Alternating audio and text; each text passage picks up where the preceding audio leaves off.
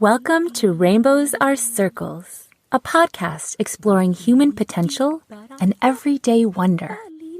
What possibilities open up for us when we explore life with optimism, curiosity, and an open mind? Join me, Julie Malari, as we wake up to wonder and speak with inspirational guests on the topics of personal development, alternative health, and even magical, mystical, yet often misunderstood practices. Are you ready? Yeah.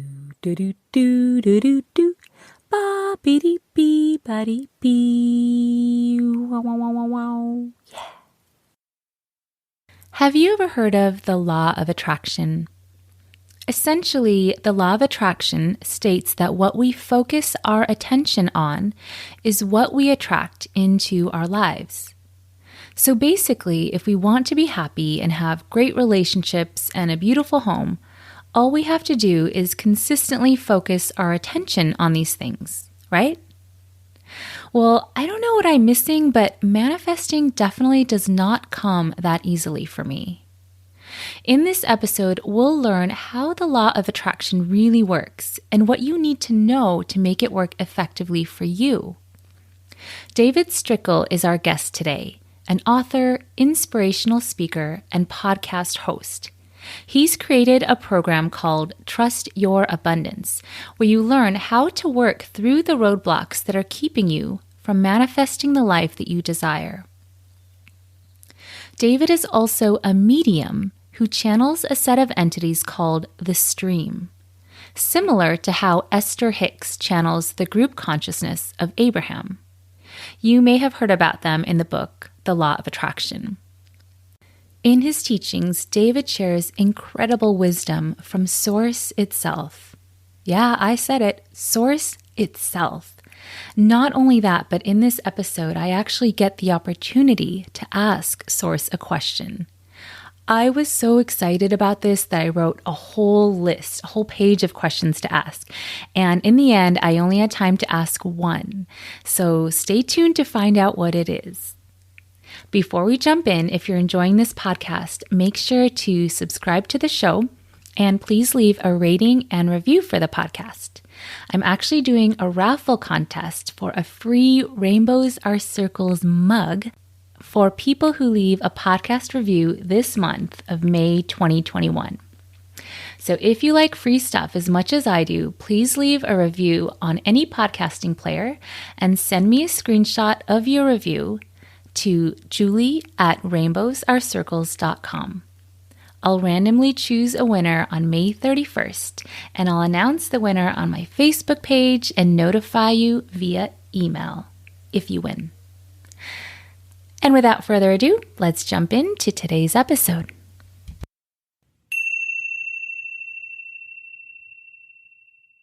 Thank you so much for being here, David, and welcome. Thank you. I'm very happy to be here and happy to meet you.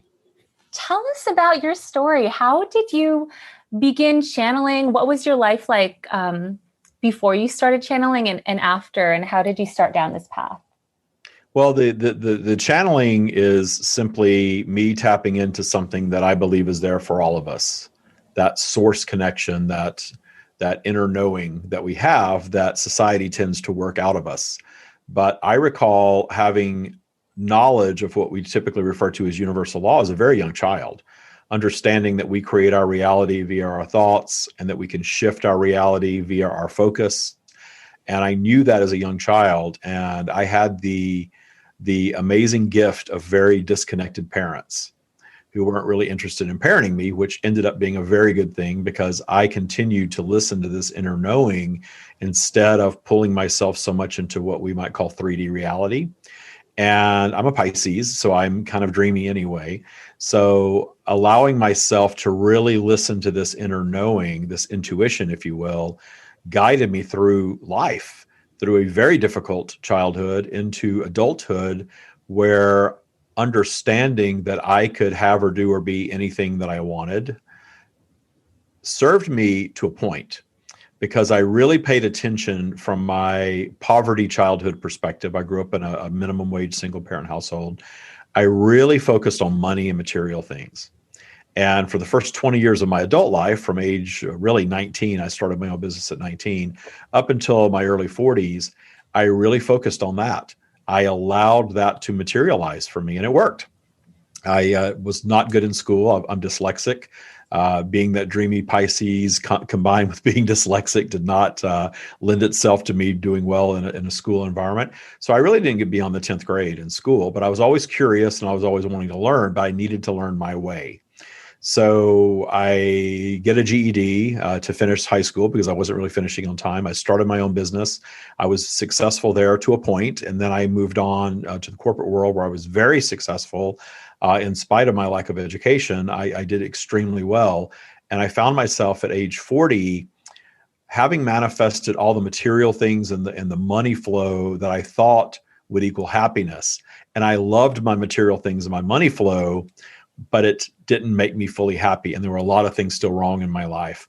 And that is the time that I was also seeing psychics to try to figure out what was different. By the time I was an adult, I knew that I was a little different than everybody else, that I had this knowing that came to me.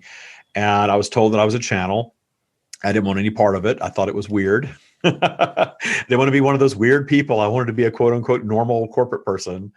Of course, that made me miserable in the end, but I did think that that was what I wanted. And I remember around the time I was around 40 years old, the book The Secret came out. I'm sure you and a lot of your listeners, it's still one of the best-selling books of all time. That book came out, and it was like music to my ears. It's really was a confirmation of everything that I'd known since childhood being reflected back to me from other people, and it took off. It's become a phrase now that a lot more people understand than they did prior to that book. So that book was an inspiring catalyst for me to kind of get into my spiritual practice, and that led me to the Abraham teachings. Again, you probably have a lot of listeners who have at least heard of Abraham Hicks and the teachings of Abraham Hicks. And again, that was like music to my ears. It was a lot of confirmation of what I was receiving in my knowing. And what really led me to channel publicly and to teach myself to speak what I was receiving was Abraham. And part of it was the inspiration of Abraham, that beautiful message, that uplifting message, that very accurate description of law of attraction. And then the other component of it was my frustration with Abraham. It's not a real popular thing to say, but I always say that Abraham is perfect for Abraham's audience, and they serve a fantastic purpose for humanity. But for some people, there's some frustration in the teachings. So I wanted to dig into those frustrations. And I dug into them so much that I found a practice for myself that was not opposing anything Abraham teaches. I don't think there's anything wrong with anything that Abraham is teaching, but it went a little deeper, and it gave me some tools that I needed for myself to be able to overcome what I call abundance blocks. So I go into solving these problems in my life and creating really a spiritual practice for myself. And I got to a point in my late 40s, around 48, where I just couldn't keep it to myself anymore. I had released the fear of being judged. I'd released the judgment of myself for being a channel. I'd released all the fear around all of that. Abraham, again, was a huge catalyst for that. I then taught myself to speak it the way Abraham speaks it. And Esther Hicks channeling was much more of a miraculous thing than mine was. I actually taught myself to speak it. And I started the Stream of David podcast, and I started sharing it on my podcast back at the end of 2017. And I got to a point very quickly where I realized that my last thing that I was holding on to that I thought I had to have was my very high paying corporate job that I did very well, and it was rather secure. And I quit. I resigned from my position, and I had no real plan. I had a podcast, and that's not a big money maker for most in and of itself. And I had a book that I was writing based on the Stream's teachings, but it wasn't published yet. And it really transformed everything. And here I am over 3 years later. I have started a bootcamp program to teach people what I learned from the Stream in an online course setting. And that quickly morphed into a spiritual practice that we call Taya. As you said, TYA for trust your abundance. We've sort of turned Taya into a word now because it's a practice like yoga, and it's a mindset practice. And so to get back to your question, I could tell that long story just to kind of tell you how it all came to be. My life before the channeling was magical in some ways. As far as manifesting material things and wealth and all of that, the stuff everybody seems to want, I knew that early on. Even in this poor household that I grew up in, I lived like a rich kid in high school. I had a brand new car. I wore the nicest clothes. I had a fancy watch. I've always lived that way as an adult because I know how to manifest wealth and material things with ease. But I had to teach myself through 20 years of not allowing in other areas how to be truly happy, how to love myself, how to release fear, how to release judgment from my life, how to move beyond the need to be addicted to, I was addicted to Oxycontin at one point, certainly addicted to food at one point, how to move beyond those addictions and how to really love myself first and take care of myself first so that I had a lot more to offer others. And now I spend all of my days helping people around the world improve their lives in every possible way, because Taya is a foundation practice for your life and you can improve anything with it. And I'm just thrilled at the results that we get. We just have endless stories of people manifesting and transforming anything that you can imagine, from terminal illness to abusive relationships. I have a woman in Australia that went from working out in a seed field to making a fortune in real estate and retiring and having children. Everything you can imagine has been, not everything you can imagine, but just about anything you can imagine has been manifested with this practice. And now I visit people like you and teach it all over the place. So talk to us about Taya. So it stands for Trust Your Abundance, and it's related to the law of attraction. But how does it really work? Well, I spoke to that frustration of the Abraham teachings, and I'm not trying to bash Abraham at all, but it sort of really brings some clarity, because I work with a lot of people that discover the law of attraction and they see how it works in their friends and families' lives. The really confident, positive people have confident, positive results, and the more negative people tend to have more negative experiences. And it's so easy to see it externally. And then they try to pull it into their lives, and you see how it works. There's some easy things where we all manifest without even really thinking about it. And everything is a manifestation, everything. But not understanding how that attraction occurs. Because a lot of people who are skeptical, and I think it's completely fine, any intelligent person is going to be skeptical of something they haven't heard of before and want to experiment with it. And so they experiment with it and they see that it works in some areas of their lives, but sometimes it doesn't work. And usually it's the big things, the health improvement, the body change, the romantic relationships, perhaps childbirth, certainly wealth and business and employment. Those big things that we think our happiness hangs upon, those things tend to be where we get blocked. And then we say it doesn't work and we quit, or we get really frustrated with it because we keep hearing teachers say, just believe it already is and it shall be. And that's true. I can't dispute that. It's absolutely true that if you believe that something is, you are going to receive it. I've manifested on every topic at this point in my life. However, we operate in what we refer to in vibrational flow. So our vibration is not just happy all the time. The Abraham message very much is just get happy, just get into your vortex, just love, love, love, and you'll get everything that you want. And I think that is a beautiful message. It's absolutely true. And it works for a lot of people. But for some, there's blocks. For some, there's childhood trauma. For some, there is abuse and loss and things, significant things that have happened in their lives that hold them away from that just get happy idea and pull their vibration down. And it's a challenge and it's a struggle. And where a lot of law of attraction teachers are very forward thinking, I have found the value in cleaning up the past as well, because I have found that if we don't really clean up the past, it tends to come back around and remanifest over and over and over again in various ways until we face that stuff.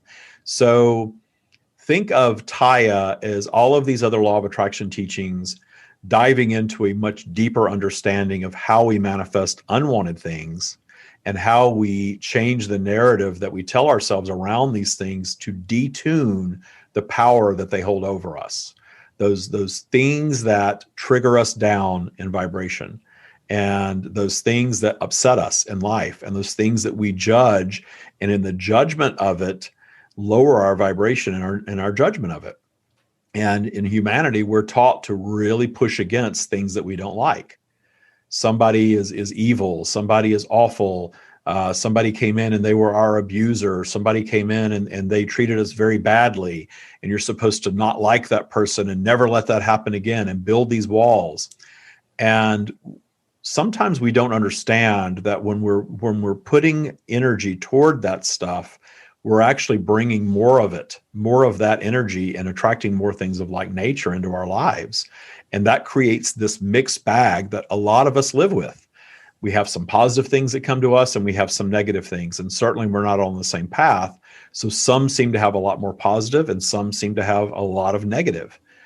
So how do you solve that? And Taya is a set of tools that allows you to shift your mindset and solve all of it, ultimately, not to perfection. And that's part of the Taya practice, is understanding why vibrational flow exists, why we go down in vibration sometimes, why we have obstacles in our lives, and appreciating vibrational flow, appreciating what the stream refers to as the universal process of creation, which law of attraction is part of it for sure. But this vibrational flow that we operate in, we're all aware of it. That's why our emotions are on this ride sometimes a roller coaster, where sometimes we're up and we're happy and we're trusting and we're believing and we're dreaming about things and we're believing those dreams can come true. And then there are other days that we'll go back in a different vibration and we'll revisit those dreams, and we will think, gosh, what was I even thinking? I can't do that. I can't quit my job and start my own business. I should just stay where I am, where it's secure. Or I can't get back into the dating world again because everyone out there is just a jerk. I don't want to do that. I'm not going to put myself out there anymore. Or I'm not going to try another diet because none of my diets have worked. I'm just going to accept what is and just live with it. Well, Taya solves all of that. Taya solves these recurring issues that come back around again and again and again, and allow us to work with our natural vibrational flow. And it's not always about just trying to be happy no matter what. It's about digging in and rewriting the things that make us unhappy through the detuning process, which was very much about sort of finding the silver lining in our darkest moments. There's always a little nugget there to focus upon. And when you look at your darkest moments and you allow yourself to move to a higher vibration on the topic, that silver lining reveals itself. Because when we're down in low vibration and we have a lower vibrational opinion over something that we've suffered, as long as we're down in that low vibration, we're only going to be able to see the suffering of it. And that's why a lot of people that are suffering can say, I could never, ever, ever begin to appreciate XYZ. I could never appreciate being sick or being abused or something of that nature, or the person that might have been involved in such a thing. But when you raise your vibration on the topic, the clarity that comes, and sometimes it takes a little time and distance, certainly, but that clarity that arrives allows you to think of it very differently. And when you think of it differently, it's no longer a transgressor. It's no longer dragging your vibration down, and you've cleared it up. And you can do this. And certainly this is a lifetime of work, because we're all here to do work. We're not here to just live in perfection. But the nice thing about the practice is it gives you tools to start shifting your reality very quickly. And then you have that proof. And it's so nice to have the evidence of your mindset work show up in your life. And then when you have that proof, you're more motivated to keep doing it. And then your life just keeps getting better and better and better and better. I've been to a few Tony Robbins seminars, and when you're there, the vibration and the energy is so strong and it's so high that like you feel amazing when you're there and you feel like you can do anything. And then you go home and you do your best to like stay in that high vibration space where you thought you could do anything. But as time goes on, when you're not surrounded by inspirational people all day, then you start to kind of lose some of that momentum and that motivation. And you go back down to a space, if you're not careful, where you start doubting yourself and you start wondering like, well, can I really do this? Can I really make these changes that I want to make in my life? So how would you suggest, like, if people are getting into that space where they're starting to doubt themselves and they don't feel like they believe in their potential anymore, what would you suggest that people do? It's interesting that you touched on seminars, because I've always wanted to do seminars. I've been to Abraham seminars. I know what it feels like to get into that collective energy. It feels amazing. It's like going to church for spiritual people, right? Yeah. And you're right. It raises your vibration, and you get into that space and you believe you can do anything. What we teach is taking that and applying that in a mindset in your life so that you are your own inspiration. So I'm so glad that you described that. And the way that you do that is you do the detuning work. You've got work to do, because we are trained by society, regardless of what your upbringing is. Our society trains us to judge ourselves and to judge others and to be fearful. Fear is laced into social media. Fear is laced into marketing. Fear is laced into our education system. Fear is laced into law enforcement. We run on fear. So getting into a mindset practice that allows you to detune the things that drive your fear, and learning the process of doing that so that you can go throughout your life and detune things as they pop up. So the more you clean up your vibration and the more you raise your default vibration, the more uncomfortable it becomes to dip down into that lower vibe a little bit. And that is a great thing. That is your body creating a warning system that you're sliding down in vibration. And when you dip below what we call neutral, and I'm getting really deep into the teachings here, we teach based on this virtual vibrational spiral. And all of our master classes and stuff, we go really deep into this. So watch those and you'll really understand what they're about. But we've created this little space called neutrality. And when you're above neutral, you're in positive vibration. You're allowing your natural source connection to flow. That is positive creation territory. You're up there trusting and believing. And when you're trusting and you're believing, the things that you are thinking about are happening for you. Absolutely, they are. The challenge is that we dip down below neutral just because of polarity, this universal energy force that we're all aware of, but it's hard to really describe. But our emotions reflect it. So we know what vibration we're in by how we feel. And this energy is the basis of astrology. This doesn't conflict with any teachings because it really firms up what all of that stuff is. So you've got this vibrational flow coming along, and you're sort of winding up and down this vibrational spiral all the time. And when you meditate and when you appreciate and when you're happy and when you're laughing and when you're really appreciating you're above neutral and you're getting the things that you want. The challenge is polarity pulls us down a little bit, and then we judge the being down. Oh, I feel awful. I feel terrible. And then you start revisiting these dreams, and they don't feel the same. They feel ridiculous. They feel silly. They feel impossible. You're down there then doing exactly the opposite. Think of it as you are slowing and even canceling those manifestations that are on their way. You're becoming a negative attractor. You're canceling out the things that you want, and you're attracting some things that you don't want. And this process is natural. This gives us this mixed bag of positive and negative. But learning it and using these visualization tools that we teach allows you to work with this flow. So you're going to go down sometimes. You're going to just feel less energized some days than others. But what do you do and what do you not do when you're down there is the thing. You don't want to revisit your dreams down there. You really want to make your work cleaning up your vibration so that you're spending more time above neutral, and you're also cleaning up your triggers in that process, because very often we're triggered down. I'll give you an example. On January 6th, you're in the United States, as I am. You're actually in my same state. January 6th of this year in the United States, our nation's capital was invaded by a group of people. And for whatever reason, I don't really pay that much attention to the news. I'm not even into politics. And I was looking at the news, and I was really triggered. I was really triggered, and I was really upset by this thing that happened on January 6th. And I stopped myself. And this is one of the tools that I teach in Taya that I'm going to teach everybody right now. It's so simple, but it works so well. I call it a stopgap. And the stopgap is when I start to feel myself triggered, I stop myself by habit now and say, is this worth me going down my spiral over? Is this worth me going down in vibration over? 9 times out of 10, my answer is no, it's not worth it. I'm reacting in the moment. We all do that, right? We react in the moment. So I put my phone down. I got out of my office and I went into the living room and I sat quietly. I meditated, raised my vibration back above neutral, and the clarity set in that I was triggered because I have this transgressor, and a transgressor is any unwanted person, circumstance, or event. So it covers everything. I had a transgressor of justice, that I needed justice. And so I explored that. Why do I need justice?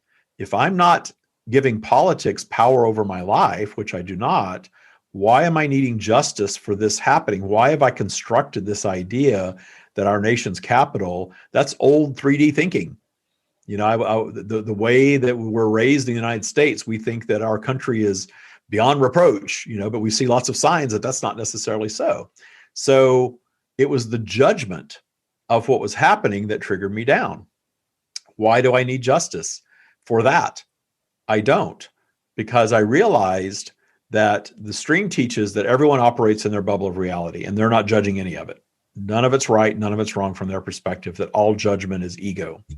So I looked upon the people that were invading very differently without judgment. If I'm thinking like source and I'm not judging them, they're just doing what they think is right. They're operating in their bubble of reality. I may not agree with it, but they're operating in their bubble of reality. And then the other part of the world that is on Facebook, completely losing their minds about it, they're operating in their bubble of reality. And the source perspective of non-judgment is available to all of us. It's in us, in all of us. So being able to create this mindset of non-judgment and visit that, we're not going to stay there, but visit it and pull it into our reality really changes things. So I pulled that attitude of non-judgment onto that topic. And Julie, after that, I live in Palm Springs. There's a typical political mindset here that would be very against that. And I went to dinner. I saw friends. I was around conversations about that in the following days. It didn't affect me at all. I had no opinion. I wasn't interested. In fact, it was very interesting how those conversations would start up and die down almost immediately around me. It just was a non-issue and has been a non-issue ever since then. So that is the detuning process. It's getting clarity on your triggers and the things that draw your vibration down. And that work is very powerful in your life, because when you start to clean up all these little things that drag your vibration down and trigger you down through a process of detuning, then your default vibration goes up and up and up, because your subconscious is getting cleared of those things. All of that pain that we carry in our subconscious mind is always there. And it's always swirling around. I always say your transgressors are always down here waiting for you at the bottom of your spiral. And when your thoughts or even just plain old polarity take you down a bit, that stuff grabs hold of you and can hold you down there. And that's what causes a lot of people to be in a prolonged state of low vibration, or very often in a state of vibration that I call get it done mode. We tend to live in our society in get it done mode, where you've got to get to work and you've got to check your email and you've got to get your work done. You've got to get your house cleaned. You've got to get your kids taken care of. You've got to get the bills paid. Are you in joy when you're in get it done mode? And if you're not, then you're below neutral. You're not operating in that high vibrational space. So even if you sit every day and try to imagine yourself wealthier, healthier, happier, more abundant, and you are operating in get it done mode much of the time, that's your broadcasting. That is what you're broadcasting. Just like we were talking before we went on about driving through San Francisco. And I used to have to drive an hour at least each way from downtown all the time. And I would be in that commute and I would just be thinking about how miserable the commute was. And of course, then it was miserable. So when I changed the narrative to, wow, it's a nice day out. Look at that tree. I started noticing things to appreciate all the way through San Francisco. Wherever I was going, appreciating my car, appreciating the traffic, appreciating the sunshine if it was there, appreciating the fog if it was there, appreciating the trees, appreciating the other cars that I saw on the road, just finding things, and not things that, finding things to truly appreciate. I want to point that out too. Not just saying that you appreciate everything, really finding little things to appreciate about them. Even an old car, I'm a car guy, so even seeing an old car, just appreciating how that car was and the design elements of it at that time, even if it's full of rust, just finding things to appreciate, because we can in anything. And that raises your vibration and it makes any experience enjoyable. And when we're up in that joyful space, we're above neutral. And it's so easy to believe everything when we're up there, anything that we want. And the more you work to make that your new habit of thought, the better your life gets. And I have tons of evidence of it now, of other people's testimonials that we've worked with, or even people that have just listened to the podcast and done these things and really transformed their lives. So you were talking about the storming of the Capitol and how that you didn't really allow that to affect you. I operate in a similar way where if something is really stressful or if something is feels really negative, I don't give a lot of attention to it. However, I also find that there's a part of me that feels like I am ignoring problems and that perhaps I should be more involved so that I can do something to create change. So another example would be, there's a lot of violence against Asians in the United States right now. And it angers me so much that I choose not to read about it or watch it. And isn't that a form of like apathy or not doing something to help the situation? I do understand that very well. We fail sometimes to realize that the vibrational nature of our collective consciousness of planet Earth and of the universe, it really coming to understand the vibrational nature of everything helps you understand how these things could actually get solved if humanity chose to move in that direction and solve them. And I do think more people now than ever are moving in this direction of understanding the vibrational nature, because the law of attraction works all the time on every topic for everyone. It's gravity. You have to start thinking of the law of attraction just like gravity. You don't use gravity. You don't try to use gravity to attract yourself to the ground, right? So when I hear people say they're going to use the law of attraction to attract something, or they want to manifest, and they're not acknowledging that everything is a manifestation. And when you look at people who are being harmed, our society says you can't blame the victim. They're victims. You don't want to blame the victim. Well, we have to take the idea of fault out of it when we're talking about vibration. So the pushing against and the demonization and the not feeling safe and the victimization, all of that stuff has energy. So when we shift the energy around it, just like you in your personal life, when you feel safe and you feel that you're not focusing on something negative happening to you, your manifestation is going to be that you are safe. It is. So teaching people to feel their worthiness and teaching people to release the fear and not fight and battle and push against, because it's the one thing that actually solves things. Because what I've noticed about vibrational flow, and these vibrational flow teachings were coming around very strong during COVID. And during COVID, the George Floyd's murder occurred. And somebody came and asked the stream, how can that be? How does that work? And there's a whole video on YouTube that we did, channeled by the stream, about how that actually works. Because if you're just learning about law of attraction and you hear someone say that George Floyd attracted that to him, most people are just going to put a big roadblock up and say they don't want any part of hearing that anyone ever attracted being murdered. That's blaming the victim. They don't want to hear about it. But I say be open-minded enough to go a little bit beyond that, to start understanding how vibrational flow works, how we all attract negative things without wanting them or deserving them or desiring them. That attraction is not that. We do attract negative things to us, and feeling vulnerable, feeling threatened, feeling less than, all of those things can attract negative. In fact, I work with people all the time who have attracted a lifetime of abuse, and we can connect the dots, usually traced all the way back to early childhood. And there's some element in their lives that make them feel unworthy of abundance, unworthy of love, unworthy of well-being. And when we get down to it, it's that unworthiness vibration that creates that. In 3D, it seems very unfair. It's so unfair that people, especially small children, could possibly attract something unwanted in their paths that way. But the stream has shared something very interesting, in that we are all eternal strands of consciousness. We are souls. And our human lifespan is something that is very temporary in comparison to all that. It's a blip. It's a little weekend trip, if you will. And when we think of our lives in terms of how we've lived our entire lives, and then we have that one little weekend trip, maybe it was just 2 nights away, and we had everything go wrong on the trip. Well, after the weekend trip, we are not letting that bad weekend trip necessarily impact us for the rest of our lives as human beings. We look back and we laugh. Oh, remember the rental car had a flat tire, and then we had a leak in the hotel room, and we went to the beach and it stormed every day and the food was awful. Ha ha ha. We sort of laugh about it. Well, it helps a lot. It's very transformative to think of yourself in eternal terms and reflect back in your lifetime in very temporary terms. It takes the pressure off. It's not all that is anymore.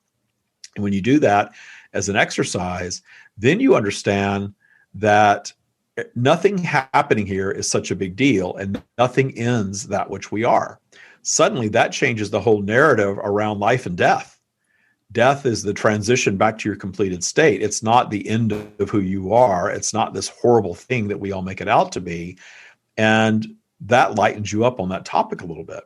And then when you start thinking about why would any soul choose to be born into poverty or choose to be born into an oppressed group of people of some sort or into war? And yet we see that.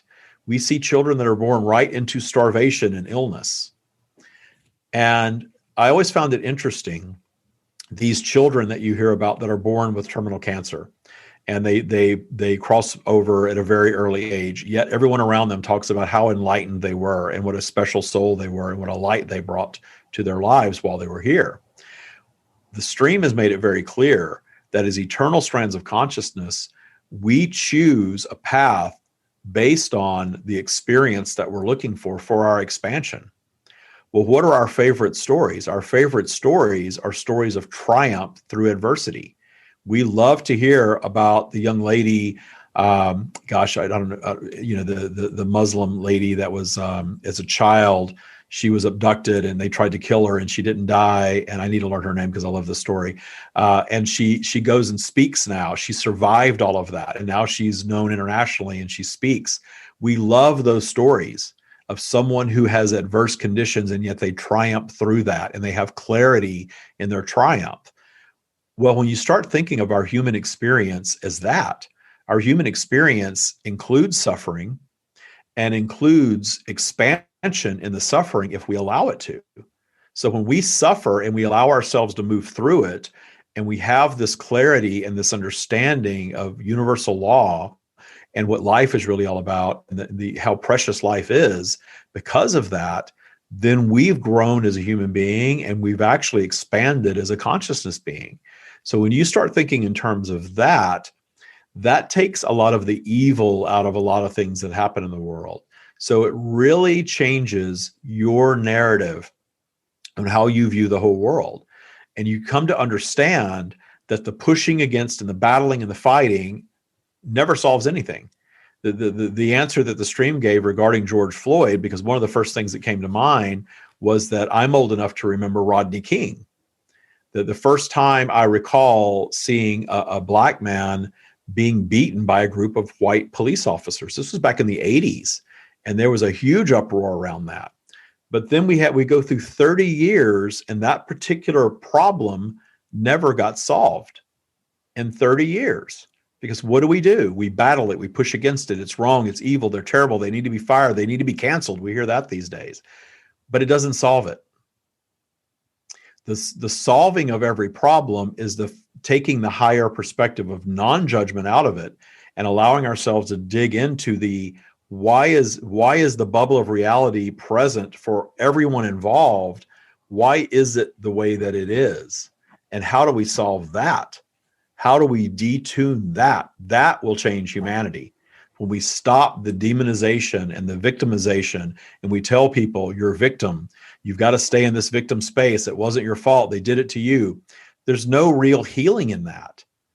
We have a testimonial video coming out next week from a woman that I worked with whose son was murdered.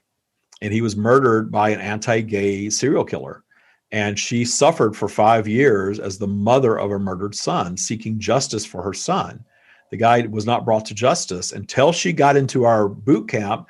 And then miraculously, the killer was brought to justice during her time in boot camp. But she transmuted all of that energy by finding appreciation for her son's journey, including how it ended, and even looking for forgiveness for the one who did it. So you transmute all of that negative energy by seeing it from the higher perspective of non-judgment.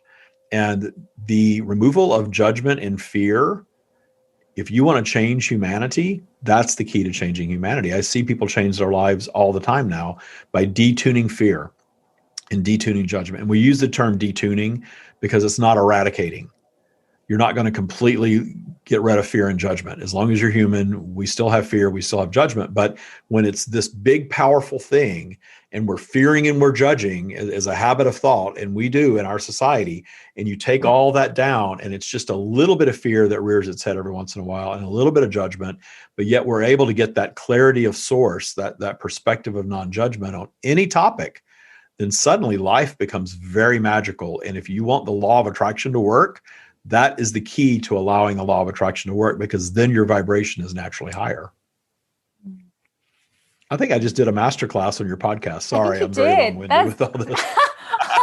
I'm very, very guided to just share all this with you and your audience. So obviously that it's something that will help them. So that's good. Yes, it is. And actually, just to give an example, just to take like a real life example. So for myself, one thing that I'm wanting to create in my life right now is a home to call my own. And I recently moved back home with family, and I love living with my mom, and she's great, but I would like to have my own space. And one thing I'm working on is, really envisioning what this place is going to look like, how I'm going to feel when I'm there. And then sometimes I really believe that it's going to happen. And then sometimes I start to think, well, maybe I'm like asking for too much, or maybe I need to have like a bigger budget. So what would you suggest for me when I start to have those doubts? Always don't allow yourself to get into the how. The how trips us up every time, because if you're thinking, and I've started using the term 3D and 5D. Again, all these are human created terms. They have the meaning that you give to them. 3D is our old operating system, and Taya is a 5D operating system. I love to speak in computer terms because I think we are basically technology, and we have this operating system that we create. And our operating system is created by default. So our default operating system is laced with fear and judgment. So we detune that stuff. We adapt a new operating system where we don't worry about the how. Because when you start to get rational and get into 3D thinking, you're dropping yourself below neutral. But magical things happen to all of us. And we hear stories of magical things happening all the time. You've got to be willing to allow the magic. So don't allow yourself to dip into the how is one thing. Because as soon as you do that, you're going to spiral down. Well, wait a minute. I live in San Francisco, and it's the highest cost of living. And, it's just going to be, this mountain to climb. No. The reason San Francisco has such a high cost of living is because it's very abundant. Abundance is in the air in San Francisco. I paid $6,000 a month for a 1-bedroom apartment in San Francisco when I first moved there. Yeah, that's just the way it is. But abundance flows there. And I remember moving there, and I had already owned $1 million home and lived in a really nice condo in Seattle, and moved there. And it was like a whole different ballgame in San Francisco. And I remember thinking a little fearfully for a moment, thinking, oh my gosh, am I going to be able to do this?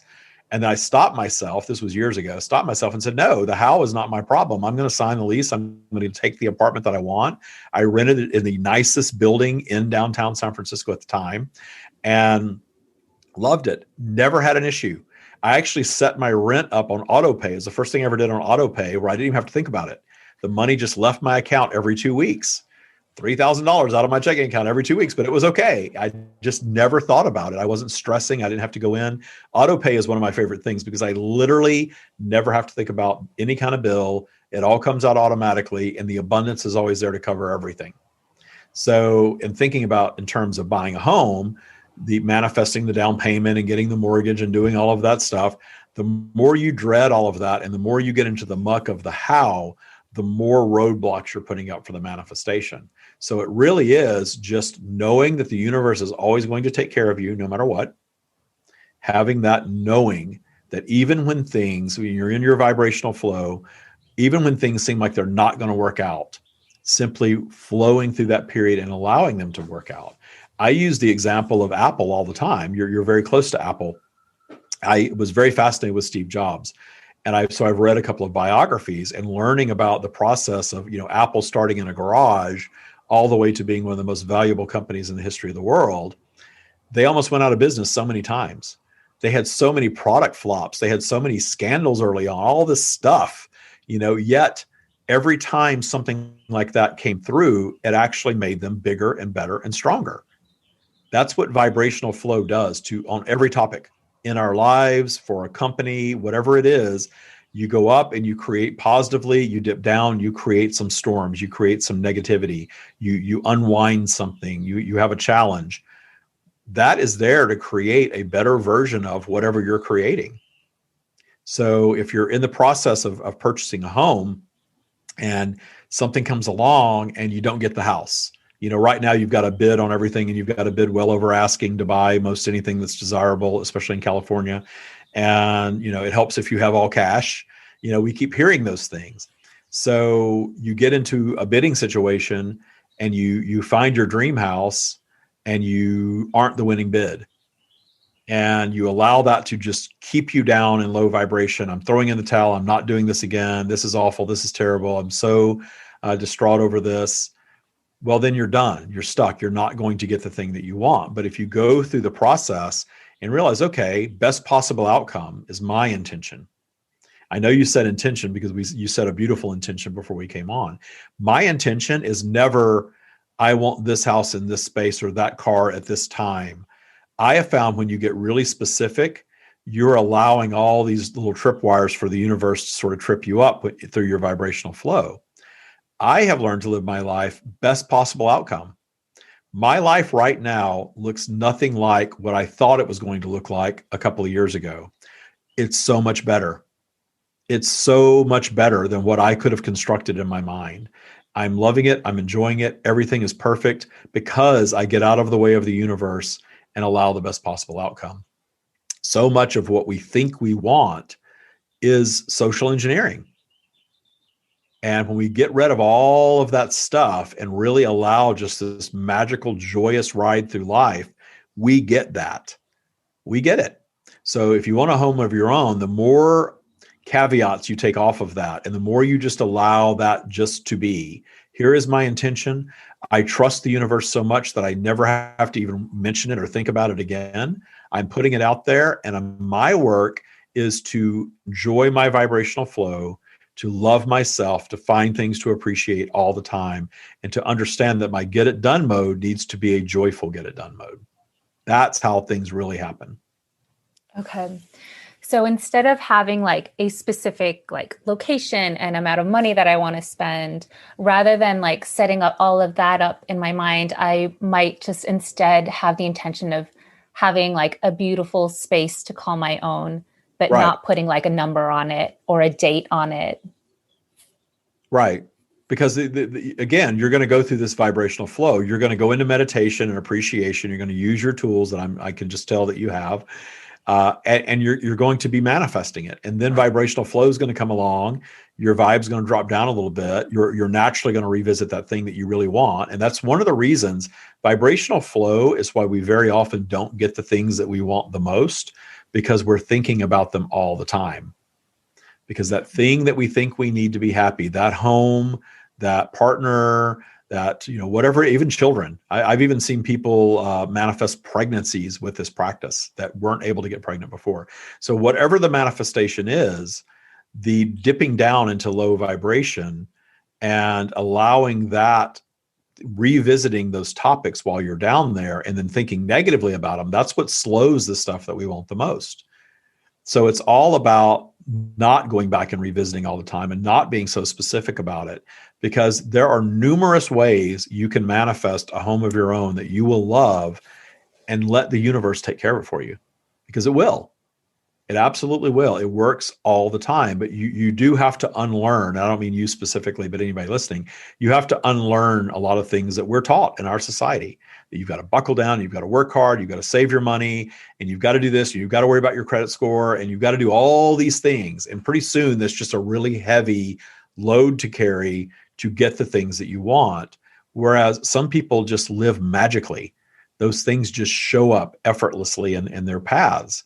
And you know that you hear these stories of people, somebody buys a house and it's a fixer upper, and then suddenly they've tripled their money and they're selling it and they're buying this other beautiful home. And they just jump from house to house to house so easily. And then you're thinking, gosh, I'm still stuck in this space. I can't even do that. And then that comparison comes in, boom, the vibration drops, and you're sending that signal to the universe of it's not here. Anytime you're in that vibration of needing or wanting, you have to remember the universe only answers yes. The universe is not judging. The universe is not benevolent. The universe isn't feeling sorry for you or thinking you deserve it in some way. The universe only knows yes. So that's why we receive good and bad, and people that maybe we judge as bad sometimes receive a lot of the good things that we want, because the universe isn't judging. The universe is sending the belief, sending the belief, sending the belief. Here's more of what you believe. Here it is. Your life is always a reflection of your true beliefs. So when you change those beliefs, you change your life. Okay, so we have to believe and we have to trust, right? But then what do I have to do anything? Talk about inspired action. Well, it's just inspired action is just that. When you are above neutral, and in the Thai, I practice with this line of neutrality and this virtual spiral. So definitely take one of our master classes, everyone listening, because it will teach you these things. When you get above neutral, then you're in positive creation territory. And when you're in positive creation territory, that is where all new thought occurs. So you're up above neutral, the new idea comes in, that's inspiration. And taking action is part of it. I believe anything can happen magically. I have literally have had money show up on my driveway. I have. But I don't, again, that's getting real specific with the universe that, okay, I had a few $100s show up on my driveway. Now I want $1 million to show up on my driveway. There's no quantity in the energetic realm. Why can't that be? Well, now I'm getting really specific and I'm weighting it again. I'm putting all this pressure on having this specific manifestation. And then inevitably what's going to happen is the vibe's going to drop. You're going to look for it. And in your looking for it, you're really chasing it away. Because in looking for it, again, you're in the vibration of it's not here. That's a big thing that a lot of people don't really get, that when they're needing it and they're wanting it and they have to have it to be happy, then you're sending the message that it's not here. And you're going to stay in that perpetual state of needing it and wanting it. And a lot of people do that, especially on the things that they really think they need to be happy. So what I like to teach is, first of all, make peace with exactly where you are. You are happy in your body. You are happy with your bank account, even if it's overdrawn. You're happy in your job, even if you hate it. Finding things to appreciate about anything that you don't like really shifts the energy around that. I have had people that have worked in what they call toxic work environments that I've worked with that have shifted the environment so much that all of the toxic people literally quit. I have somebody who has two friends that live near her that are always feeding negative energy. And she wanted to change that. And she did the detuning work. And within a few months, and I'm not joking, both friends moved out of state to separate states. And her husband was like, how did you do that? How did you make these two people that were such a thorn in your side move away from you completely physically? It really works. You can change the behavior of everyone toward you, and you're feeling better about yourselves. So to circle back to your what you were saying about helping people not be victims of violence and abuse, it really is about self-love and worthiness and empowerment. In any community, any group of people, it's always about that. Because notice that there are certainly groups of people for different reasons, really every group of people for different reasons. There's a victim vibe that is very prevalent. There's always a group of slap any label that you want. And there's always this group of people that are, because of that, believing that they are less than, or that they're victimized, or they're being attacked. I'm a gay man, and I certainly know that I have known a lot of gay people who have really focused on the fact that they are always being bashed for being gay. And that is their experience. They are always being bashed for being gay. I have never been bashed for being gay. I'm 53 years old. I've been openly gay since my early 20s. Other than my mother disowning me for it, that was the only time that happened that way. So I live in Palm Springs. Palm Springs is 70% gay men. So if you don't like gay men, don't come to Palm Springs because it's a very gay town. But it's 70% gay men, and it's kind of nice when you are different to live in a town where you see reflections of yourself everywhere. There's a nice aspect of that. I know someone here that moved here from the Bay Area and constantly talks about how often they are abused and bashed and called names here in this town. And I've never had that experience, but they're focused on it. They're on Facebook talking about it all the time. And then suddenly they're abused and bashed by their neighbors, and suddenly they're abused. And I realize this is a pattern. This is a pattern of victimhood. Yet, you were this wealthy guy. You've got money. You've got status. You live in the Mecca here. Why is this happening? It's very obvious that they are focused. He and his partner are focused on that very intensely, so that they are attracting a lot of that into their experience. So getting through to any community that is abused, to really instill worthiness and value and self-love, that's the very best we all have to offer humanity, is really teaching people to love exactly what is, regardless of national origin or race or bank account or job or education level or body type or relationship status or whatever it is. Learning to love what is so important, and feeling valuable and feeling worthy, and then feeling safe in all of that value and worthiness, because that will be the experience. Yeah, unworthiness is such a big topic, and it's such a big challenge for so many people. Oh my gosh, it's 12:30. Maybe we can spend just 5 or 10 minutes with the stream, if that's okay, before we finish up. Certainly. Okay. Do you need to take a break or anything before we do that? Yeah, for just a quick moment. I'm going to drink a little bit of water. And then what I want to do, I always meditate to get into that, and it gives you some dead air. So you might want to, edit that part out. Okay. And then you'll know when they're here. If you've watched and listened, they sort of announce themselves, and you can ask anything that you want. It will just take a moment. Okay. Okay. Perfect.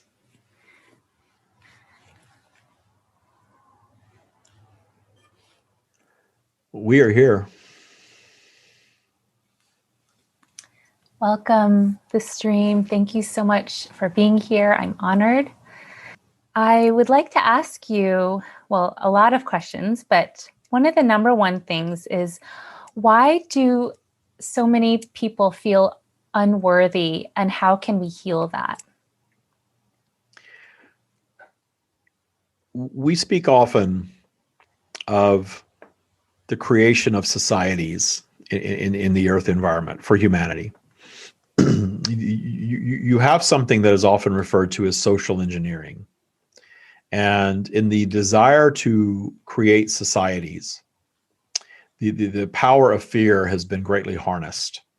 And you see fear woven into your government and your religion and your monarchy and many other elements of control.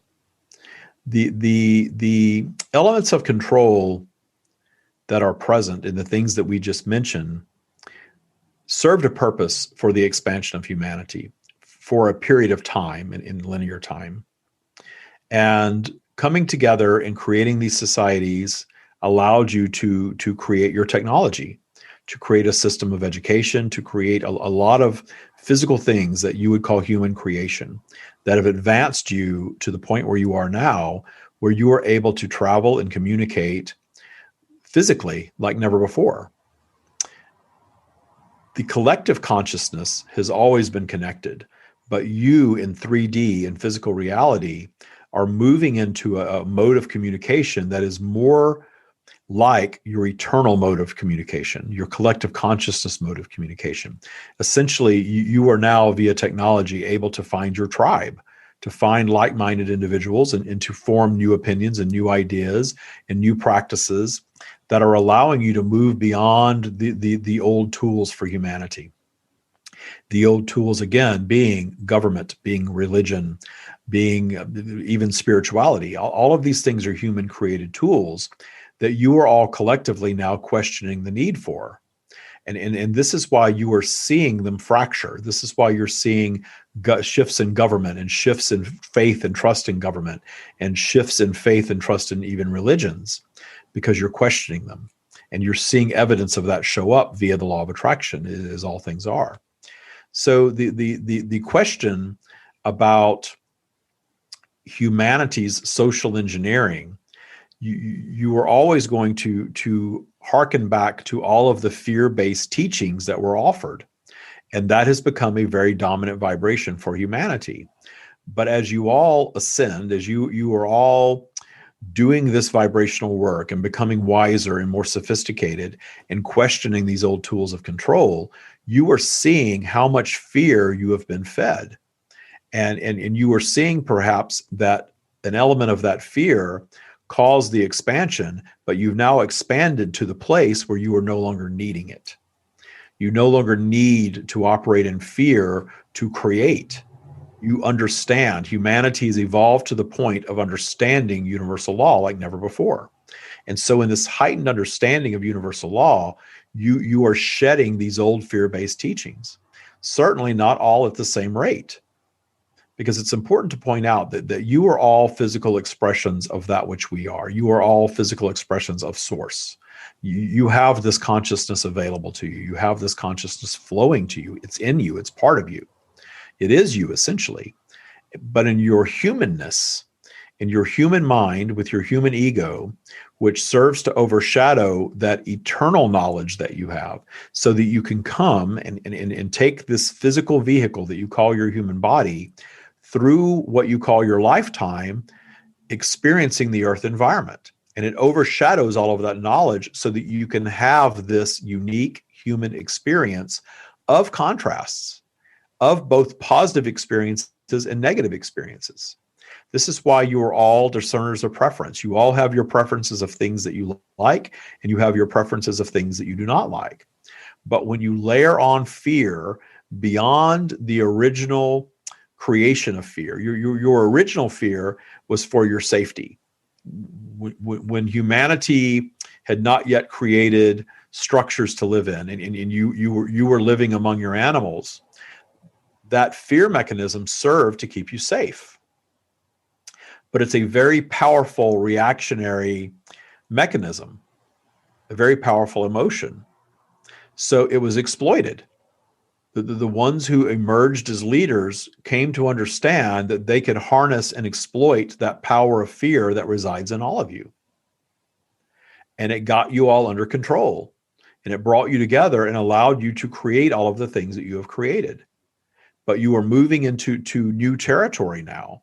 You are moving beyond the need for all of those fear-based ideas.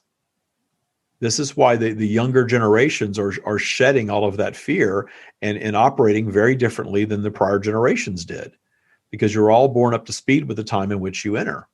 So those that are born more recently are more up to speed with this new way of thinking, and they're expressing themselves without fear and without all of the social constructs that came before them. That is evolution. And that evolution has brought you to this place at this magical time on earth where you are all questioning and you are all creating new tools and you are all releasing fear. But in your releasing of fear, we are here to share a few teachings for those of you who are aligned with what we have to offer. And an important component of that is understanding that realizing your worthiness, regardless of what your point of entry was to this planet, realizing your worthiness for joy and abundance is the key to joy and abundance. And going through your memories, going through your lifetime and cleaning up a lot of the old memories that created your subconscious operating system. There is so much value to be had in that. Shifting your belief system, shifting your perspective on everything creates this new reality for you. You have likely heard people speak of Earth transitioning from 3D to 5D, and you wonder what in the world that is. What that is not a physical shift for your planet. It is a perspective shift for humanity, where humanity is coming to appreciate, humanity is coming to release judgment, to detune fear, and see their world, their lives, and everything that has transpired very differently from a perspective of non-judgment. It is our promise to you, we are not judging any of it. We often have questions that are very much focused upon our opinion and our judgment of your behavior. We're not judging any of it. Judgment is an egocentric human tool. And as a discerner of preference, you are free to discern any preference that you desire without judgment from us. However, when you layer fear into that discernment, you become judgmental of others and ultimately of yourselves.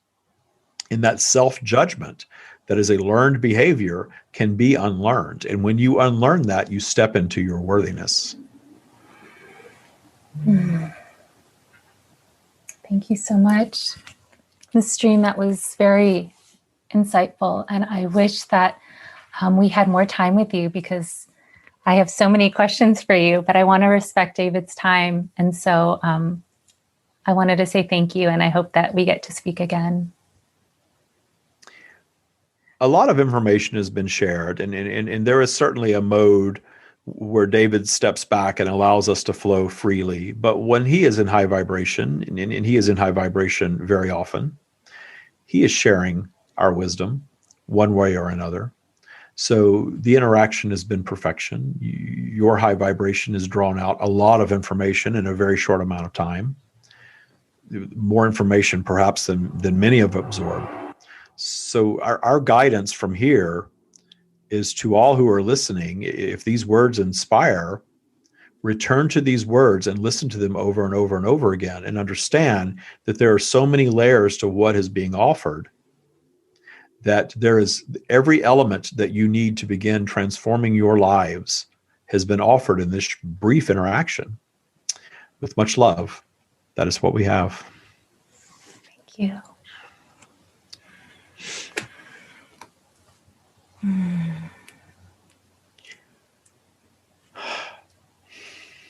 Are you back, David? Yes.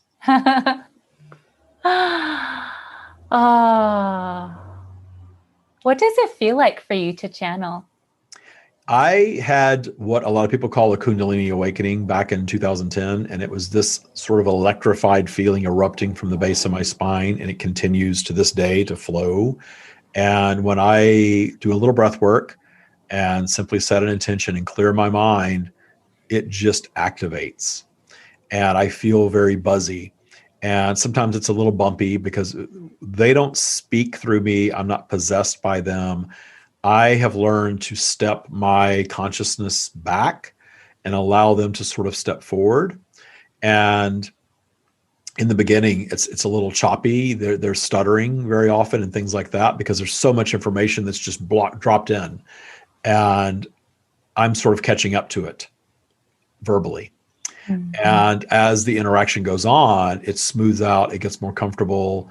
You start to feel more like, okay, this is more David and less stream, or very balanced. It just feels amazing to share it. It feels amazing to share it in person. It feels amazing to share it on video. And the more people that are in the audience sort of drawing it out, the more powerful it is.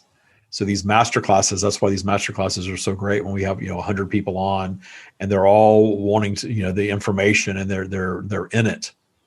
It's incredible, the energy in these master classes. So I can't wait. I love to do the master classes. I can't wait to do live workshops though, because that just feels incredible.